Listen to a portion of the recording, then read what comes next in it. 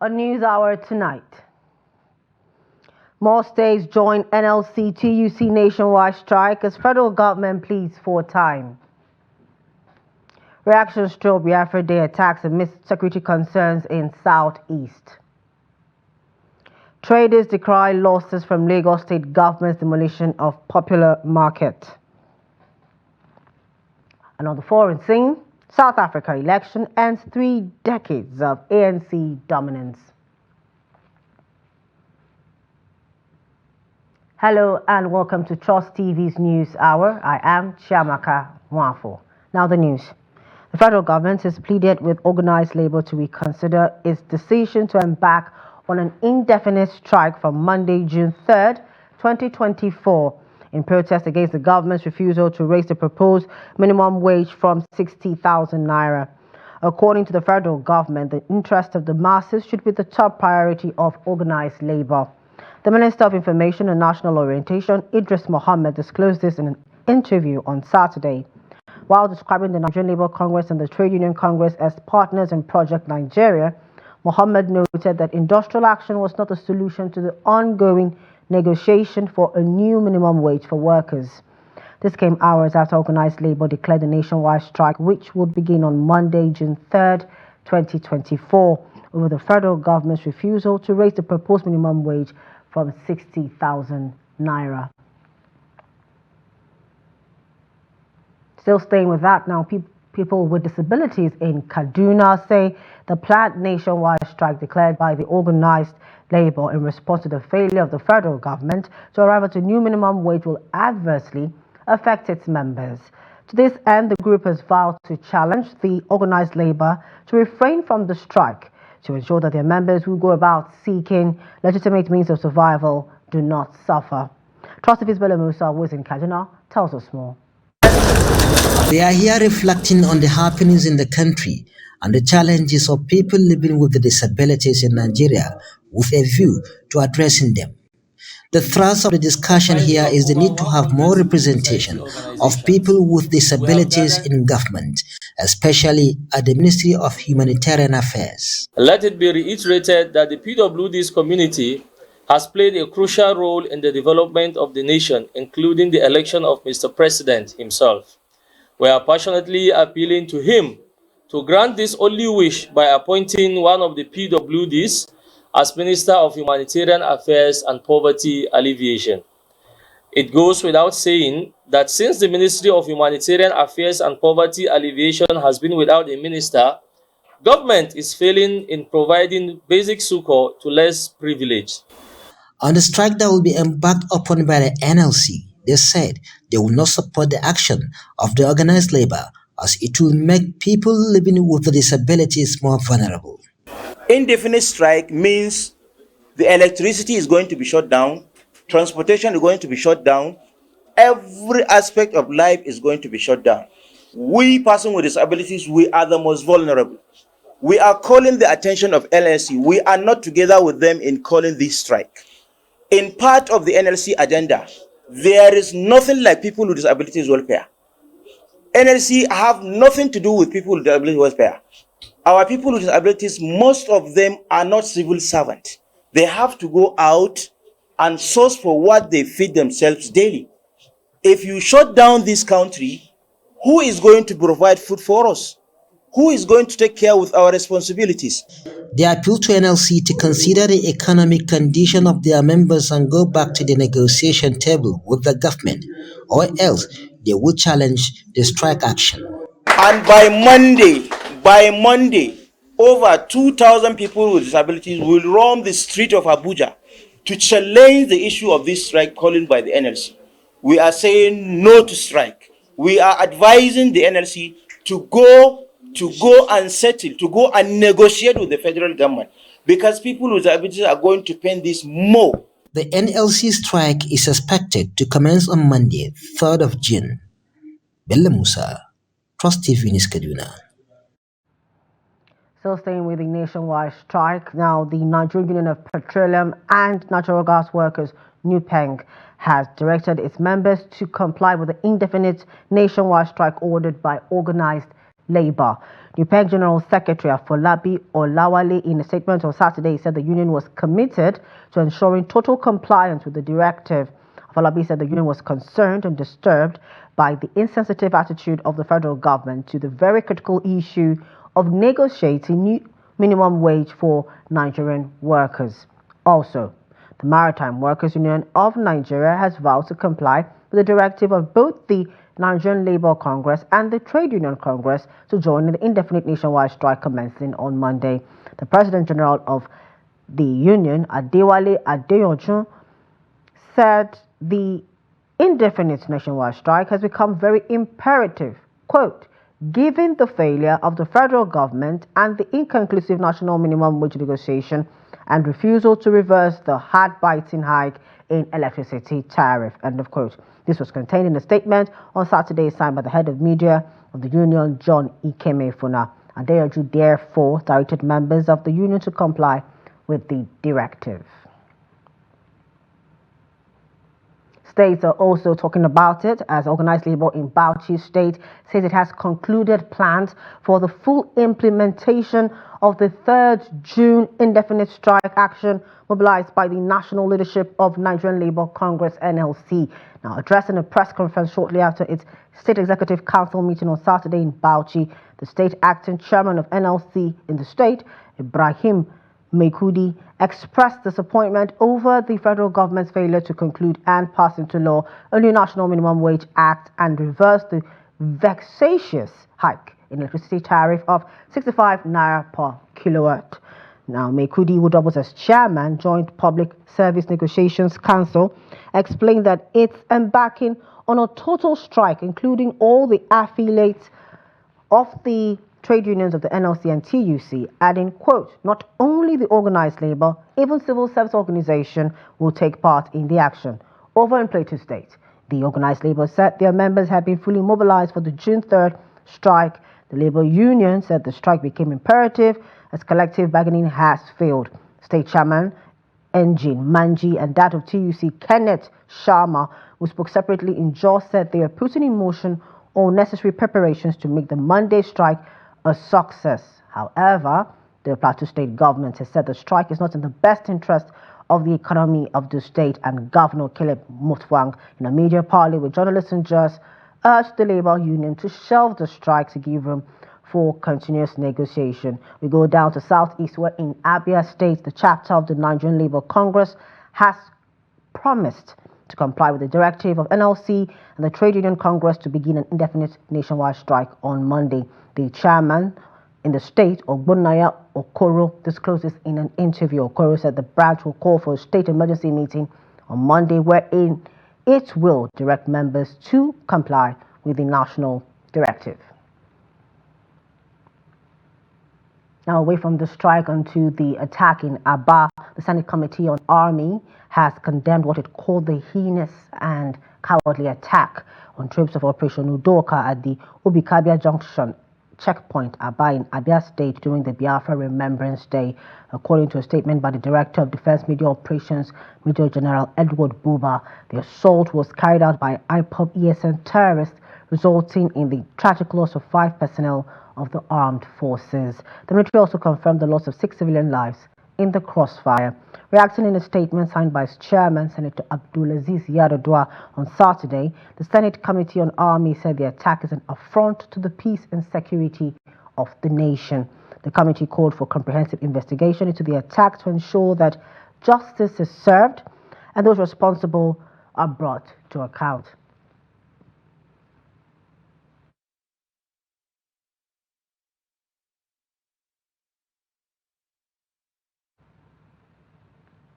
Former presidential candidate of the Labour Party in last year's general elections, Peter Obi, and his PDP counterpart, Atiku Abubakar, also have condemned the attack in Abia State that have claimed 11 lives.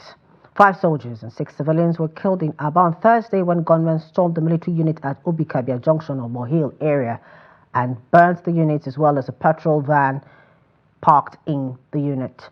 Some soldiers were alleged to have escaped the attack by the gunmen. A day after the incident, Atiku and Obi joined the list of prominent Nigerians in condemning the attack in separate statements on their X handles. Describing the attack as a dastardly act, Obi said the Abia attack is a reminder of the escalated insecurity that has plagued the nation. Obi asked the Nigerian authorities to step up decisive actions to avoid further bloodshed in the country.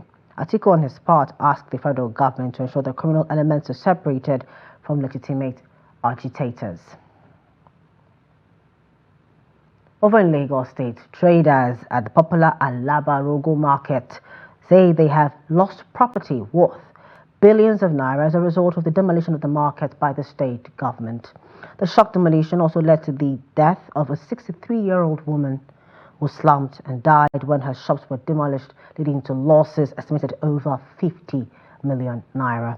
Abbas Ibrahim Dalibi tells us more. Alabarago Market is one of the major markets where northerners carry out their businesses in Lagos. Rago, translated to ram in the Hausa language, as the market is primarily a livestock market which receives perhaps the largest of rams goods transported from the northern Nigeria into Lagos. The market in recent years transformed to a center of trade in general commodities, with buyers and sellers from the northern and southern part of the country and from as far as Benin Republic, Ghana, Togo, and other African continents. A large part of the market was demolished between Sunday and Tuesday. I lost 10 bags of rice. That is 700,000. 10 bags here in this shop here. They broke it. They not remove it out. No notice, no anything. Just enter our market. We are here for a very long time, not less than 40 years, and we are paying all things that have been charged according to the state government and the local government charges. Whatever they want, we are compliant to do what they want. But we, unfortunately, we saw them unexpectedly. They come and start demolishing the market. But we won't accept, because ignorance is not an excuse before the law. Shock waves from the demolition had tragic consequences, including the death of a 63-year-old businesswoman. I have a money inside their shops. So on Saturday, she sell the market. On Friday, Saturday. So on Monday, hopefully on Monday, she will come and evacuate the money, go to the bank. Unfortunately, they come and make demolition on Sunday.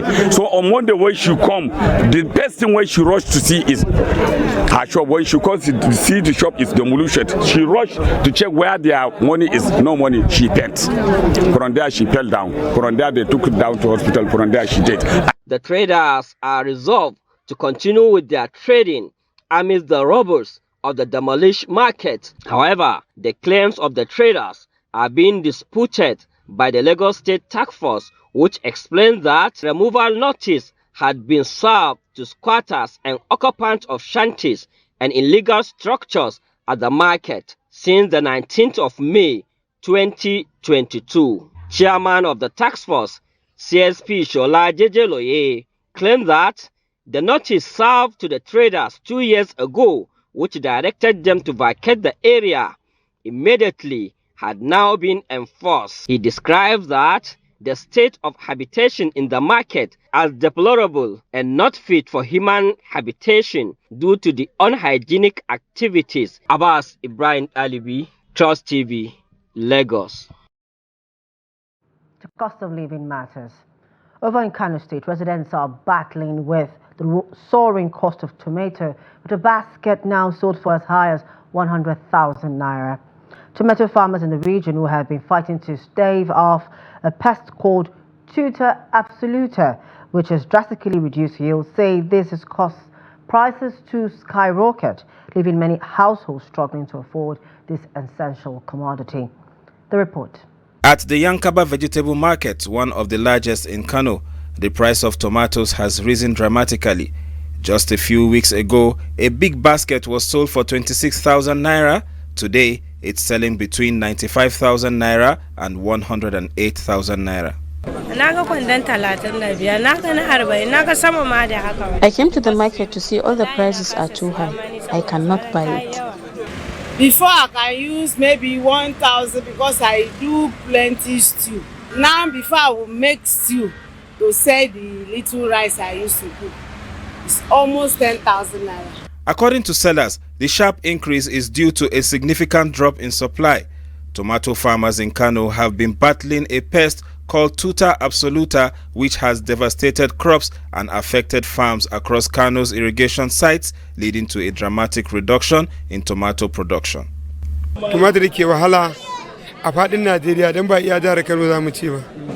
The problem with the price of tomatoes is everywhere in Nigeria, not just Kano. The farmers during the last farming season have had a problem of that pest which they call tuta absoluta. And many farmers have not been able to produce as much as they should have. So the small amount that we have, we now have to make do to sell it at the prices that we can actually sell it. So we have some baskets, the smaller ones that can go for about 35,000 to 45,000, and then the very, very good one goes from about 95,000 to 108,000 naira. As you can see, the kind of tomatoes I bought here is this one, which is not even ripe, and we just have to use it like that. We have no choice. I don't know what to say, oh my brother. Even though you cry blood, everything instead of things to come down with going up. The situation is dire and residents are feeling the impact. Many are calling for immediate intervention to support the farmers and stabilize the market. The economic situation in the country has subjected printers at the popular printing village in Kaduna metropolis to untold hardship as they struggle to sustain the business and maximize profit. Trust TV's Bello was a printing village, interviewed some of the printers and sent in this story. Kaduna Printing Village is located at the heart of Kaduna City. It has been in existence for decades, with hundreds of people, especially the youth, and they are living here. However, the current economic reality in the country is taking a toll on the industry. At the time Trust TV visited the location, many people are redundant as patronage has significantly dropped due to the economic situation in the country. The challenges are many, as you can see, because you can even see for yourself the machines are redundant. The work we used to have doesn't come like before, ranging from the cost of materials, the cost of electricity bill. So if you put all this together, you will see that people are struggling now to get put on the table instead of doing souvenirs for wedding and events. Most of the challenges we are facing now is just light, because we need light. If you collect job and you say you want to be running on diesel, you cannot make profit. That's the truth. So most challenges we are having now is just issue of security and security of light. Yes, one of the challenges we are facing is that we are not really enjoying government patronage. At the moment, electricity is another issue that we are facing, and insecurity is another major issue we are facing. With the printing village believed to be one of the avenues of reducing youth restiveness in Kaduna metropolis and environs due to the number of youth earning their living there, many are therefore appealing to the government to come to their aid in order to keep it up and running. Most printers are battling with obsolete machines, and if government can focus on this industry, as a matter of fact, what I'm telling you, this industry is a very viable industry. We have a lot of people involved, a lot of youths are in this industry. If government can focus on this industry, honestly, this place will be a very viable place for employment and eradicate idleness among the youths. The most of it all, given this opportunity, is for, I would rather plead that the government should at least patronize us so that we can enjoy government patronage. Observers say with a little support from the relevant authorities, the bloom that once characterized the printing village will be restored, and this is a dream of the many youths who work here. Bello Musa, Trust TV News, Kaduna. Still with the cost of living story, in Makurdi, residents of the Benue State capital say rating President Tinubu's performance in his first year in office is a difficult task due to the prevailing economic crisis. The crisis, fueled by the removal of subsidy on petrol, has beclouded any gain made by the administration. Nigerians are saying that the removal of fuel subsidy has made life difficult for the masses. Jimmy Azande tells us more. Echoes of lamentations have continued to dot the length and breadth of Benue. The residents react to the president's 1 year in office.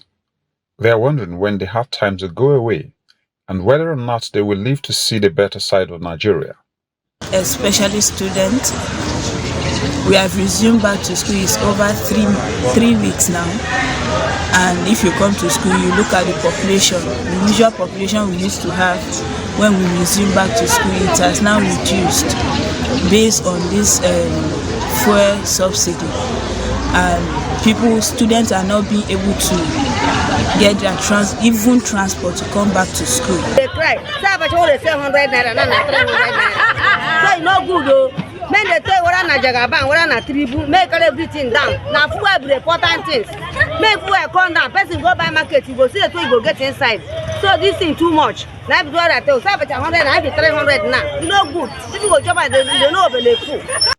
According to statistics, about 70% of Nigerians are multidimensionally poor. These poor categories are the ones mostly affected by the removal of subsidy on petrol by President Bola Ahmed Tinubu. If they go buy something, possible, you don't get the money, you don't go buy it. People, they die for hunger. So, the thing is very serious. Now they pity for children when they go to school. When a person trouble from children, so they go to school, because they give them food again. You go come sit down for house, no work. Make a head of state, make we take a notice.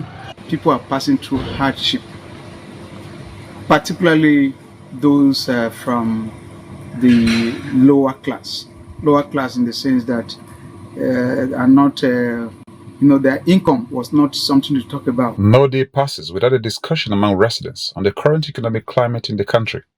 It is the expectation of Nigerians that a president will assess the situation and execute policies that will alleviate the untold hardship currently faced by majority of the Nigerian masses. Jimmy Azandi, Trust TV News, Makurdi. This is the news hour on Trust TV. Up ahead, farmers in Katsina receive much-needed intervention as new farming season begins. These and more when we return. Please do stay with us. Welcome back. Thanks for staying with us. If you're just joining us, it's the news hour on Trust TV. A recap of our top stories. We told you that more states join NLC TUC nationwide strike as federal government pleads for time. We also let you know that reactions trail Biafra Day attacks amidst security concerns in Southeast. To more stories. Some yet to be identified gunmen suspected to be kidnappers have abducted the Nasarawa State Chairman of Butchers Association, Yunusa Muhammad Goma, and the Deputy Chief Imam, Jibwis GRA Mosque Lafia, Yakubu Muhammad Sarki. The chairman, Lafia Cattle Market, Ahmed Saleh Matassa, who confirmed this in a telephone interview with Trust TV in Lafia, said the victims were abducted after the night prayers. According to Saleh, the victims were kidnapped at the cattle market where they normally stay before going home after the night prayer. According to the Lafia Cattle Market chairman, before the kidnapping, the abductors engaged in sporadic shootings, adding the two men were hit by bullets in the process.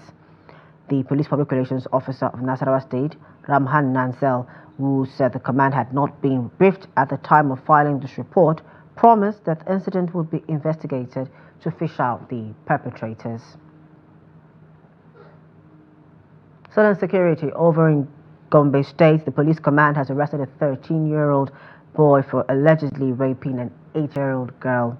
According to the command, the incident happened at Akko local government of the state, adding that investigation into the rape case is ongoing while necessary action will be taken immediately. Hassan Kohli tells us more. Parading the suspects at the command headquarters in Gombe on Friday, the police public relations officer ASP Buhari Abdullahi said the boy was arrested for defiling a minor. He, however, said the case was under investigation. We have a case of rape, which the suspect is Ibrahim Muhammad, 13 years of age, from Akko local government, Kumo town. On the 24th of May 2024 at about 0800 hours, a formal complaint was received at Akko division that on the 22nd of May 2024 at about 0700 hours, the above mentioned suspect dragged an 8-year-old girl to a corner and had a carnal knowledge of her. The suspect, Ibrahim Muhammad, said he regrets his action, which he attributed to the devil. She was going on an errand when I stopped her, lured her to a corner. I raped her. I did not know it had such a serious consequences. I pray that Allah will protect us against committing such crimes.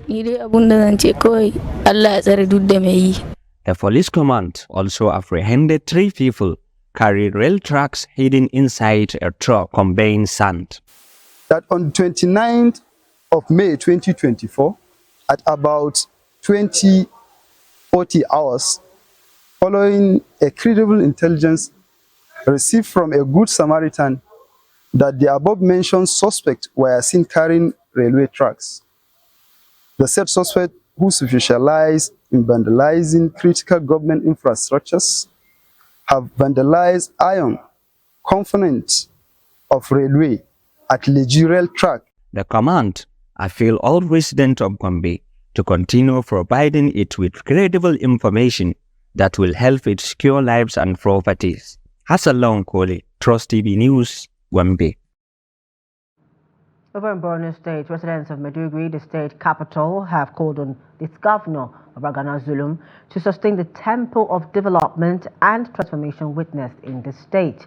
On the first anniversary of the governor's second term, the residents commended Zulum for what they called massive construction of road network, flyovers, schools, subsidized public transportation, and the distribution of food palliatives across the state and resettled communities to cushion the effects of economic hardship. While urging the government to focus on job creation, empowerment, and tackle insecurity in the northeast, they hoped that the federal government will reduce the price of fuel and food commodities. So actually he has done a lot within that short period of 1 year in terms of infrastructural development, human capital development, and poverty eradication.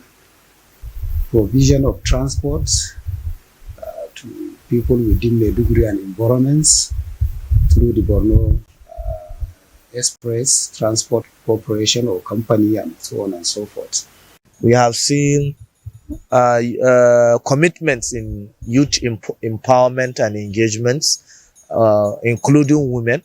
We have seen development in micro businesses and small and medium businesses. So we can say and the footprints, his activities or his development, his achievements are clearly written boldly everywhere you can see. So Governor Babagana Umar Zulum's administration is commendable, excellent. The number of developments, the number of projects on ground cannot be, counted because they are all over. Anywhere you are within metropolis, 300 meters from wherever you are, you see very massive infrastructural projects going on, from the construction of culverts to roads, to overhead bridges, to clinics, to hospitals, etc. This is happening today, right now as we are. And we are optimistic that by the end of the year, all the lofty objectives of the year's budget, inshallah, are going to be met. As the nation settles to the reality of the return to the old version of the national anthem, Nigerians in Lagos have continued to react to the sudden change in the use of the anthem. The anthem, which was first used during the colonial era, is titled Nigeria, We Hail Thee. Victoria Chokolo, who spoke to some Lagosians, reports that most Nigerians are yet to find justification for the decision. Nigeria, we hail thee is the first national anthem composed for the country in 1960. It was replaced by Arise O compatriots in 1978. However, the federal government has decided to bring back the old anthem without proper sensitization of the citizens on the reasons behind the reversal. In Lagos, residents says the decision is out of tune with the present economic realities in Nigeria. For me, singing the national anthem, Nigeria will help, is a form of deceit to the people. Because nobody is hailing anybody. Do we really love ourselves as, as a Nigerian? Like I said, there are a lot of things that we need to address. It's not about the national anthem. We, as we are in Nigeria now, we are not hailing anything because there's nothing that we are going to keep as a record for our children. We should forget about bringing about the national anthem and work concerning the current economical situation. People are hungry. People are crying. A lot of people are there. Fuel is expensive. Traveling from one state to another is a difficult phenomenon. So this national anthem of a thing is something that is good, but not in this time. Others commented on the usefulness or not of the old anthem to their daily lives. Nigeria will go. What are they hailing? It has no meaning. As far as I'm concerned, there is nothing they are hailing about. What are they hailing in the country? Are they hailing the president or who? I declare the former one to this present one because we must help ourselves before God will help us. Because by saying it will change the national anthem, it will be the idea of stopping hunger or stopping killing or something like that. That is not the first step to be taken, as to me. But we can only focus our attention to how Nigeria is going to move forward. Nigerians says while the Nigeria we hail the anthem is a good one, it is not what the country needs at the period of economic downturn and insecurity. Hence, the need for the federal government to look beyond the anthem and work towards securing the citizens and stabilizing the economy. In Katsina State, farmers have commended the state government for its commitment towards rejuvenating the agricultural sector in the state. The farmers are confident that early provision of farm inputs and motorcycles to the newly reintroduced extension workers will significantly boost food and cash crop production in the state. Abdullah Yamadi tells us more. This is the first time in about 8 years that wet season farmers are receiving farm inputs from the state government.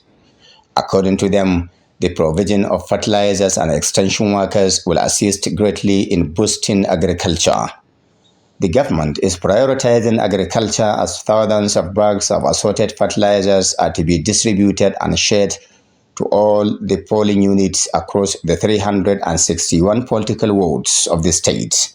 It is another time of the year when we set out to cultivate food and income crops. We have experienced tremendous neglect over the last 8 years, but God has come to our rescue. Governor Dikurada has allocated farm inputs, though it will not be sufficient to all the farmers. It will at least crush prices of commodities in the market. Many thanks to Governor Rada and his team. This gesture will go a long way towards increasing our production, which will ultimately ensure food security for our state. I really love the screening process for the beneficiaries, which is excellent. Governor Diko Umaru Rada, while launching the distribution of 722 motorcycles to co-opted extension workers and sales of fertilizer to rainy season farmers, said the government is hopeful that the gesture will crush prices of farm implements and food items at the end of this year's season.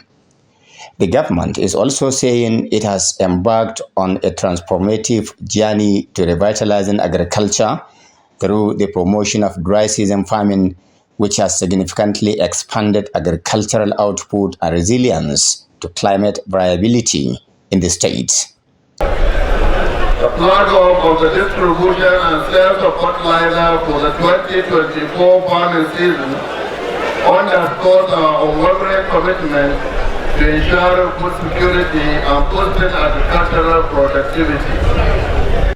Similarly, the Katsina State government is prioritizing the empowerment of women in agriculture by investing over 500 million naira in women affected by the activities of banditry and COVID-19 pandemic. It is also harnessing modern technologies and best practices to drive productivity, create employment opportunities, and promote agribusiness development, which necessitated the procurement of 20,000 metric tons, equivalent to 400,000 bags of assorted fertilizers such as NPK 20-10-10, NPK 15-15-15, and urea to ensure timely access to the commodity at a subsidized rate. Abdullahi Izumayamadi, Trust Television News, Katsina. Addressing issues of oppression, marginalization, and injustice among Nigerians should be the primary focus of leaders and not the type of government being practiced. This is the view of speakers at the 13th anniversary of Galib Chambers in Ilorin. The Vice President, Kashim Shettima, said justice in the allocation of resources and in the distribution of democratic dividends will go a long way in having a stable government. They all agreed that the main issue in the system of government being practiced so far in the country is the administration of justice, adding that the dream of functional tripartite system can only materialize if the leaders fulfill their obligations to the country. Many nations and civilizations have collapsed because access to justice was frustrated or denied. The chaos that came up with such falls serves as a cautionary tale and an inspiration for us to participate in the fight for a just society. And the lawyer occupies a front row seat along with the politician in this pursuit. Our experiments with the perfect system of government to adopt since gaining independence in 1960 have produced a lesson we have refused to acknowledge, and that lesson remains even if we revert to another system of government. In addition to querying the system, we must query ourselves and decide whether we are the problem instead of the system. If we do this, I think that we will find the convergence that I believe Yusuf Ali wants us to find at the point where we resolve to focus less on power and resource sharing and more on optimizing the existing powers and resources that already exist.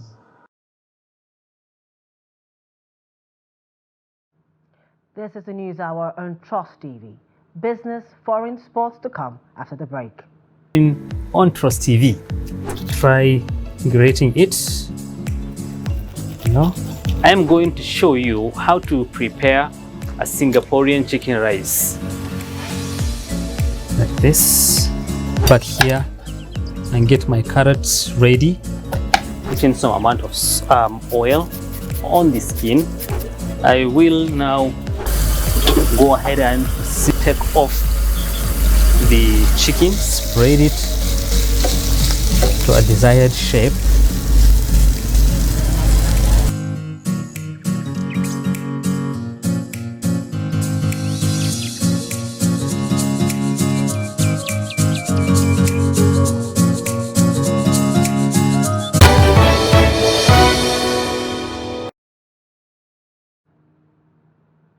Welcome back. Thanks for staying with us. Let's get to business. The Nigerian National Petroleum Corporation Limited, NNPCL, will soon begin oil and gas exploration in Ogun State.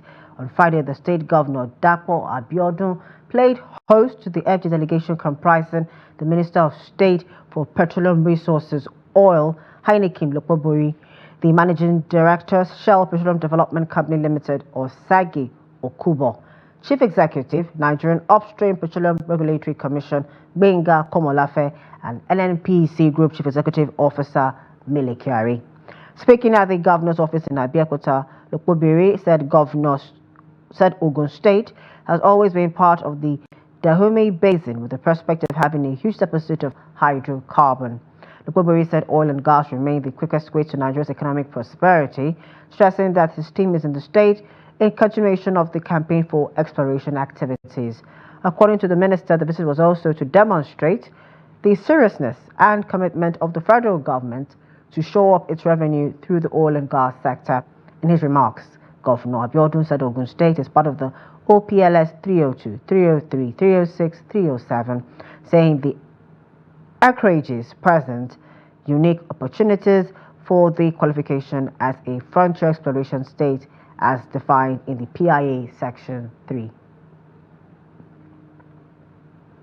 Still in business, the Central Bank of Nigeria, CBN, plans to reissue maturing Nigerian Treasury bills NTBS worth 1.56 trillion naira in the third quarter of 2024. The move is designed to manage liquidity within the financial system and support the government's financing needs. The NTB issue calendar for Q3 2024 outlines issuance across various tenures, providing attractive opportunities for investors while ensuring the stability of the domestic debt market. For the third quarter of 2024, the CBN has detailed its plan to reissue a total of 1.56 trillion naira worth of NTBS.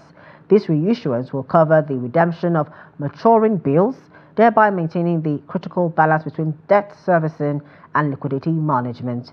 Specifically, the reissuance includes 170.86 billion naira for 91-day tenures, 1.8936 billion naira for 182-day tenures, and 1.20 trillion naira for 364-day tenures. Finally in business, Nigerian stocks ended the month of May with a surprise gain after the NGX All-Share Index staged consecutive gains this week, closing at 99,300.38 points.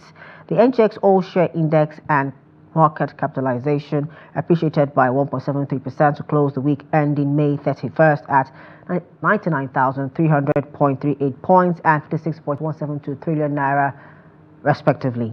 Similarly, all other indices finished higher with the exception of NGX Industrial Goods and NGX Growth, which depreciated by 0.13% and 0.29%, while the NGX Awesome and NGX Sovereign Bond indices closed flat.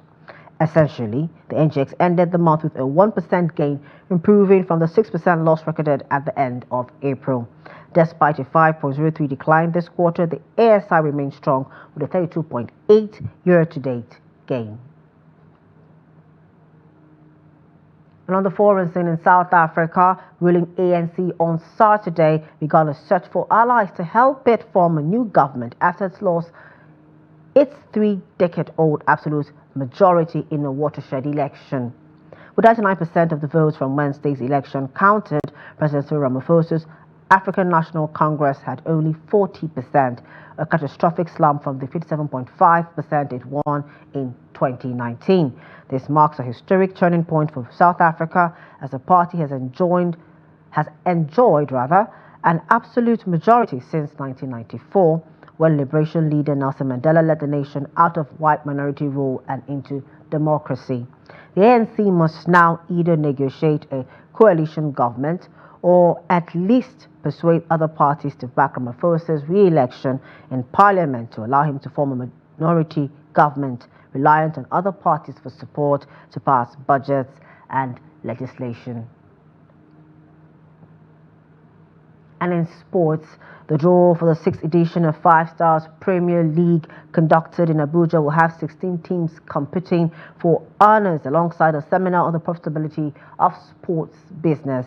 Now, Trust TV sports correspondent Adini Ajishefe has more. In a bid to develop football in Nigeria, 5 Star Premier League organized a conference to sensitize Nigerians on the need to take football as business.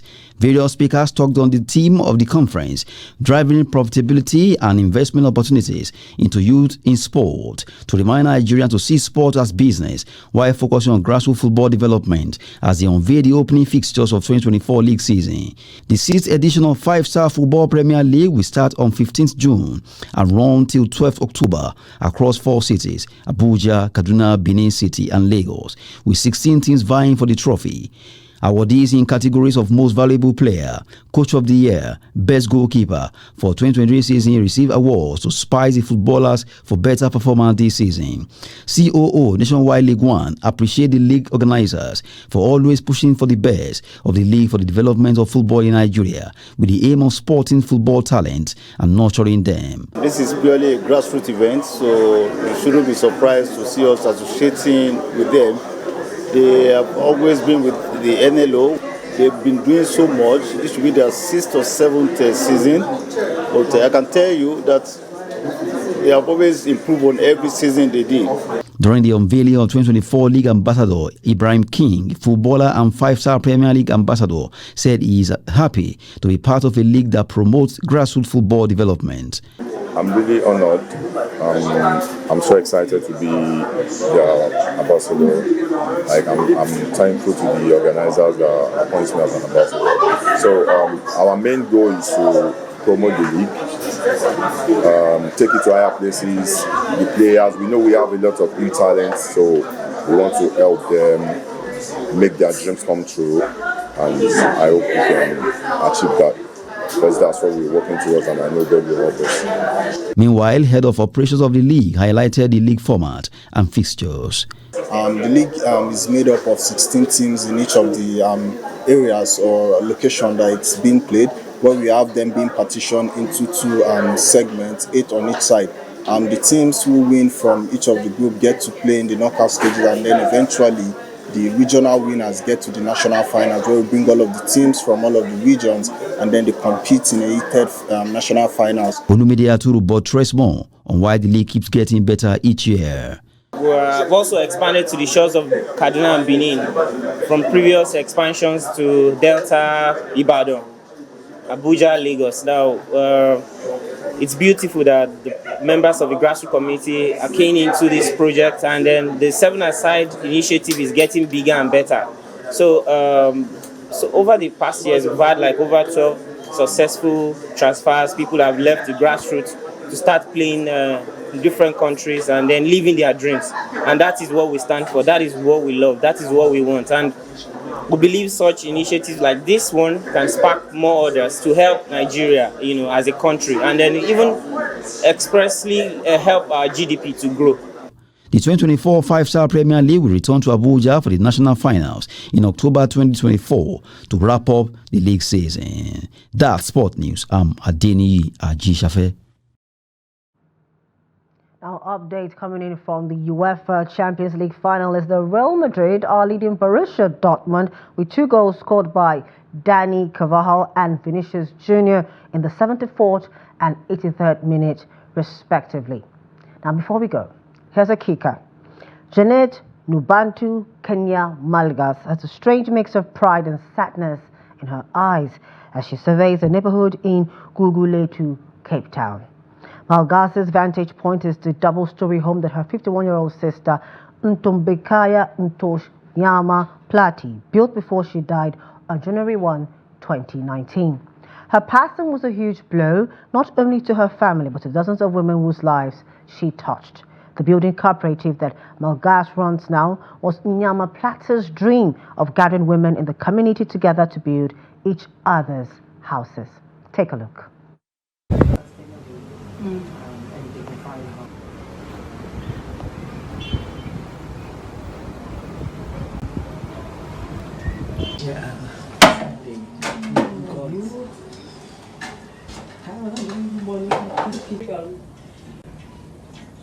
So we've been doing that for years, but it wasn't changing our lives. It's nice that you have food that you're gonna use from December till April, not doing groceries, but it's not bringing us growth as women. It's not changing our situations.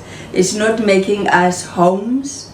So this dream was different from the rest. This is the other room. It was also rented out. Most of all, not to own or to have a place to sleep.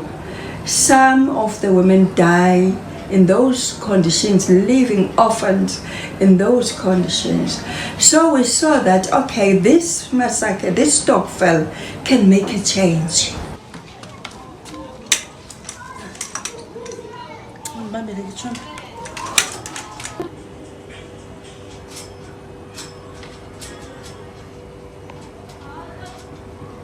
For the government to do things for us. So that time it was 2.5 per month. So we joined that money to build flats.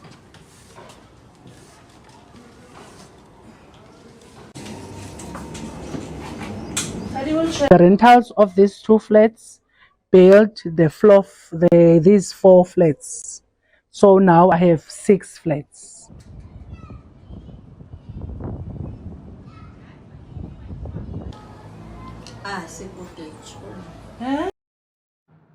What a good way for women to support women. And that's it on News Hour tonight. For more news, documentaries and programs, please do also follow us on our social media platforms and on our YouTube live stream. I am Chiamaka Mwafo. On behalf of the news production team, thank you so much for joining us tonight.